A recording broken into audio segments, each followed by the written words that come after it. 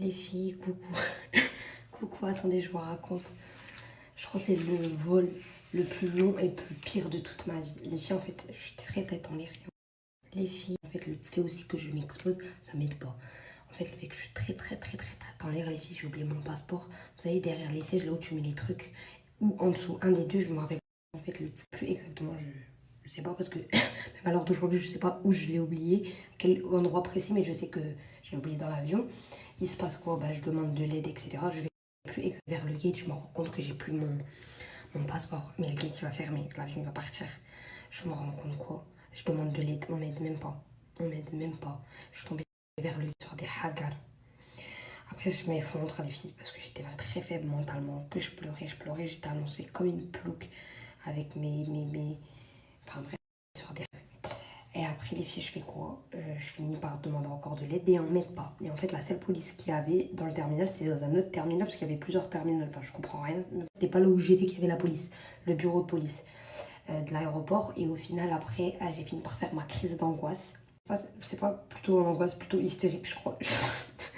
Et les filles, j'ai fait une crise à l'aéroport. Il m'a fallu voir les gens qui étaient à l'aéroport, ils le savent. Et en fait, quand j'ai trop de nerfs, j'accumule trop de choses, les filles. Je craque et je fais ma crise d'hystérie. Et c'est de là que j'ai crié partout par rapport à mon passeport. Genre, j'ai mis aidez-moi et tout. Et comme par hasard, juste après, genre 15 minutes, je reçois un appel de Kenza. Kenza, c'est la fille avec qui je travaille, les filles, je vous l'ai déjà présenté. Et en fait, c'est elle qui me prend mes. Comme c'est elle qui travaille avec moi, c'est elle qui me prend mes billets d'avion. Ce billet d'avion, là. Et elle a mis son numéro d'avion, son numéro de téléphone. Et en fait, elle a reçu un appel de l'aéroport. Ce billet d'avion, c'est un numéro français. Et elle la reçoit d'un autre pays, parce que du coup, j'étais pas en France. Elle le reçoit d'un autre pays, elle comprend pas trop au début, parce qu'elle avait pas suivi ma story. Elle comprend pas. Et je lui avais même pas parlé. Et quand elle a compris que en fait, c'était par rapport à moi, ils lui ont dit, comme si par la mode, que je devais venir dans un autre terminal récupérer mon passeport. Ils l'ont retrouvé parce que j'avais très peur en fait.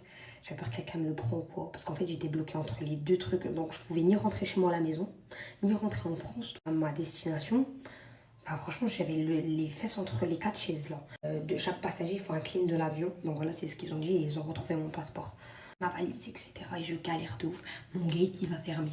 Là, j'ai récupéré mon passeport, je regarde le gate, mais le gate, il va parler. Il va fermer. On m'appelle. Bah, moi, c'est juste un transfert. C'est juste un transfert et j'étais enregistrée dans le vol et mes bagages, ils allaient jusqu'à cette destination-là. Et on m'appelle et tout. Et moi, je me mets à courir et j'avais plus de force. Un jour, là, 24 heures, j'ai pas mangé, mon estomac, il se serre comme ça. J'avais plus de force et je cours. Franchement, c'était la temera. Au vol, c'est la pire. J'étais dans un pays comme Hagar qu'on ne comprenait pas. Franchement, j'étais au bout de ma vie. J'ai fait 15 heures de vol, 16 heures de vol. Je sais même pas j'ai fait combien d'heures de vol. C'est hyper long.